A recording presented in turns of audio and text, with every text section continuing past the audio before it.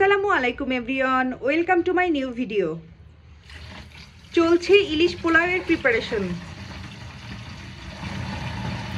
Sorry ইলিশ পোলাও তো আবার হবে না, তাহলে তো আমি খ্যাত হয়ে যাব।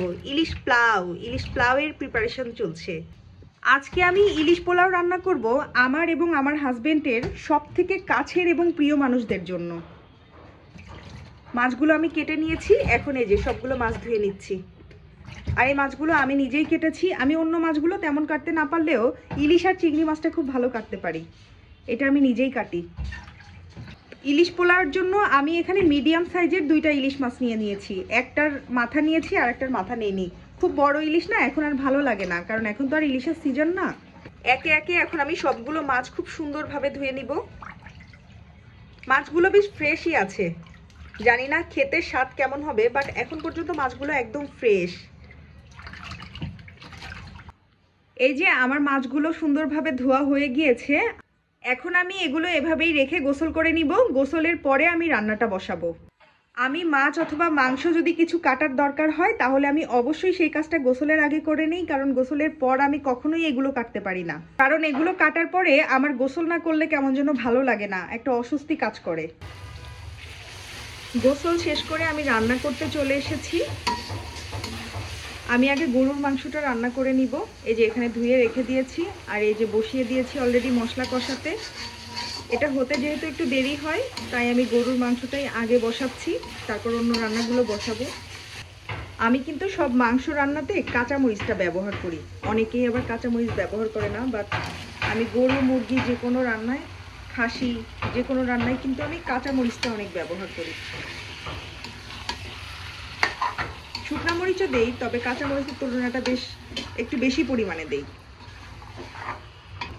এই যে মাংসটা এখন কষাই হতে লাগুক, আর আমি এখন অন্য রান্নার জন্য সবকিছু রেডি করি।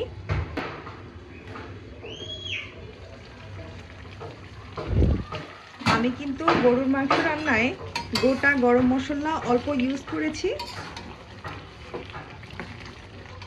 আর এরকম পেস্ট ইউজ করি, ঠিক আছে? এটা কিন্তু পাটায় বেটে নেওয়া গরম মশলা।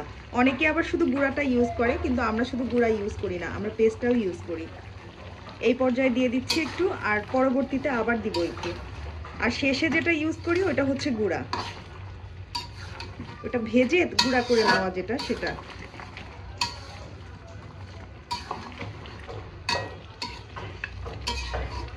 কিন্তু অনেকেই গরম মশলার পেস্টটা ইউজ করে না, বেটে আর ইউজ করে না, এটা সরাসরি আর কি গুঁড়াটা ইউজ করে। বাট আমরা কিন্তু এটা বেটে ইউজ করি, এটা খেতে আরও বেশি মজা হয়। ওইদিকে মাংসটা হচ্ছে, আর এদিকে আমি ইলিশ পোলাওয়ের জন্য মশলাটা রেডি করে নিচ্ছি।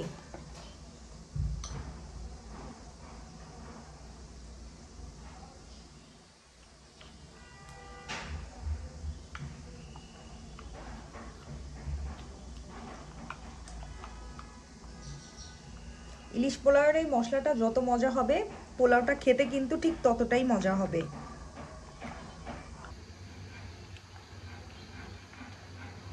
আমি এখন কিছু পেঁয়াজ বেরেস্তা করে নিব।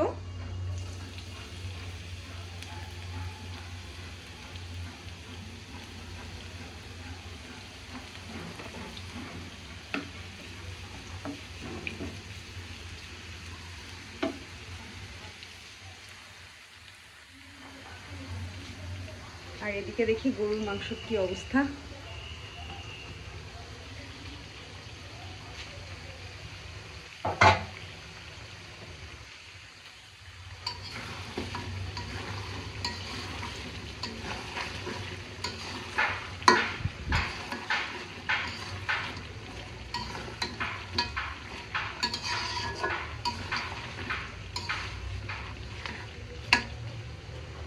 মোটামুটি কষানো হয়ে গিয়েছে,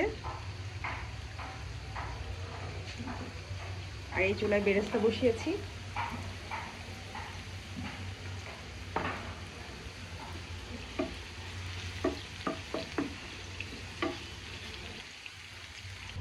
এই যে আমার পেঁয়াজ বেরেস্তা হয়ে গিয়েছে, এখন এগুলো আমি একটা বাটিতে তুলে নিচ্ছি।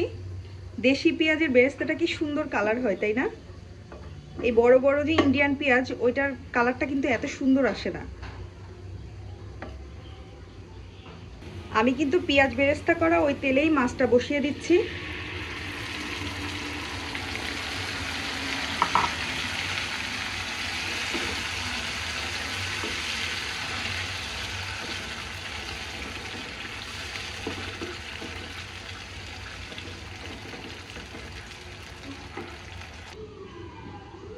আমি এই মশলাটা 6-7 মিনিট ধরে সুন্দরভাবে কষিয়ে নিয়েছি। এখন একে একে সব মাছগুলো অ্যাড করে দিব।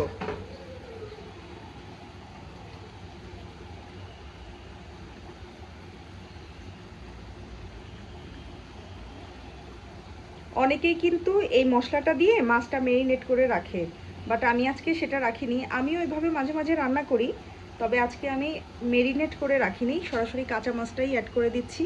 এতে কিন্তু স্বাদের কোনো পরিবর্তন হবে না। আসলে এক একজনের রান্না এক এক রকম, আর একটা রান্না অনেকভাবেই রান্না করা যায়, যে যেভাবে করে আর কি।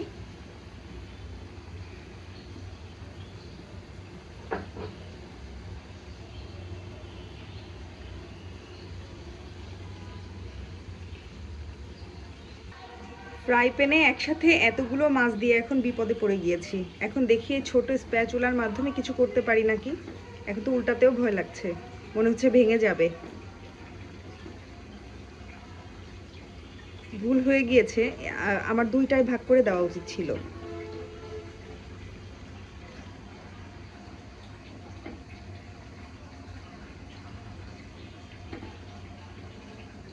যাই হোক, এখন যা হয়েছে হয়েছে, রান্নাটা তো কমপ্লিট করতে হবে।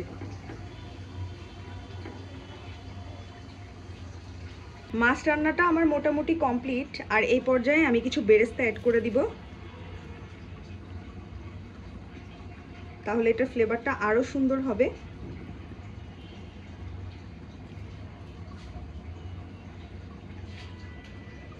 আমি কিছুক্ষণের জন্য এটা ঢাকা দিয়ে রাখবো। আমার মাছ রান্না একেবারেই কমপ্লিট, আর আমি একটা স্প্যাচুলার সাহায্যে এই যে প্লেটগুলোতে মাছগুলো উঠিয়ে নিব। খুব সাবধানে উঠাতে হবে যাতে কোনো মাছ ভেঙে না যায়।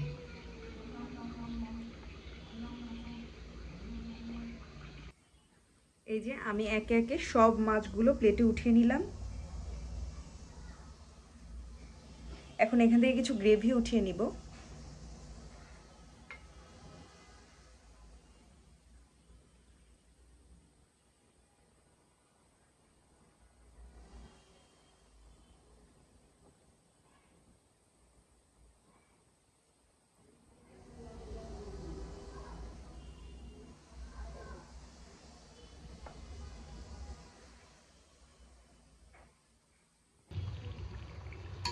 এদিকে আমার মাংস কষানো কমপ্লিট হয়ে গিয়েছে।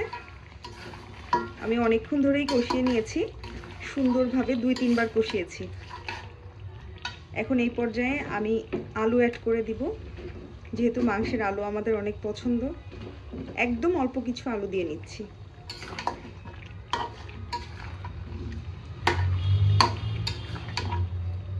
একটু কষিয়ে আমি ঝোলের পানি দিয়ে দিব।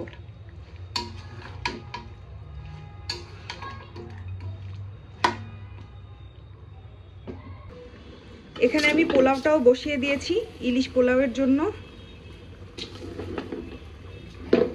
এক হাত দিয়ে আসলে নাড়ানো হচ্ছে না, আমি এক হাতে ফোন ধরে ভিডিও করছি আর রান্না করছি।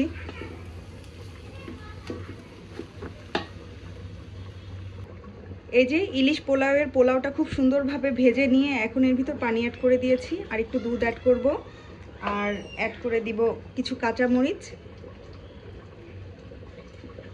এই যে আমার রান্না বান্না শেষের দিকে, ফাইনালি আমার রান্না বান্না সবকিছু কমপ্লিট হলো, আলহামদুলিল্লাহ। এই যে আমার ইলিশ পোলাওয়ের ফাইনাল লুক, মাশাআল্লাহ, দেখতেও যেমন সুন্দর হয়েছে, খেতেও কিন্তু অসম্ভব মজা হয়েছে। আর আমি গরুর মাংসটা এরকম একটা বল দিয়ে ঢেকে রেখেছি, কারণ আমি বড় ঢাকনাটা দিয়ে ইলিশ পোলাওটা ভাপে দিয়েছিলাম। আর এটা আমার গরুর মাংসের ফাইনাল লুক। সবার খাওয়া দাওয়া শেষ, এখন আমি আর আপনার ভাইয়া খেয়ে নিচ্ছি। আপনার ভাইয়া অফিস থেকে আসলে একসাথে খাবো, তাই আমি তার জন্য অপেক্ষা করছিলাম। আর ভিডিও শুরুতে তো বললাম যে আমি খুব স্পেশাল মানুষদের জন্য আজকে এইগুলো রান্না করেছি, আর সেই মানুষগুলো হলো আমার আম্মু আব্বু এবং আমার শ্বশুর শাশুড়ি। আম্মু হসপিটালে ভর্তি ছিলেন, আর গতকাল হসপিটাল থেকেও চলে এসেছেন। আলহামদুলিল্লাহ আম্মুর শরীর এখন ভালো আছে। তো আম্মু যেহেতু এখানেই আছেন, আম্মুরা এখানেই খাওয়া দাওয়া করে নিয়েছেন। আর আপনাদের ভাইয়া কালকে বাড়িতে যাবে, তাই আমি আমার শ্বশুর শাশুড়ির জন্য বক্সে তুলে রাখছি। কালকে আপনাদের ভাইয়া বাড়িতে যাওয়ার সময় এগুলো নিয়ে যাবে। তো আজকের ভিডিওটি কেমন লাগলো অবশ্যই কমেন্ট করে জানাবেন। আজ এখানেই শেষ করছি। সবাই ভালো থাকবেন, সুস্থ থাকবেন। আল্লাহ হাফেজ।